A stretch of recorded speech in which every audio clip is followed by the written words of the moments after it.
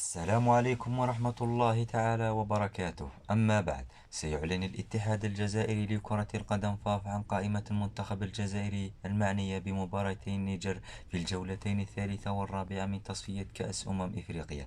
وبحسب مصادر إعلامية فإن الناخب الوطني الجزائري جمال بالماضي سيستدعي العديد من اللاعبين الجدد تمهيدا لبداية عهد جديد من أجل تعزيز قوة المنتخب الجزائري قبل بداية التحديات الكبيرة التي تنتظره. ومن المرتقب أن تشهد قائمة الخضر تواجد 7 لاعبين جدد على الأقل، حيث يتعلق الأمر كل من ياسين عدلي وزين الدين بالعيد وريان أيت نوري وجوان حجام وميتشلان وايزر الوافد الجديد وحسام عوار.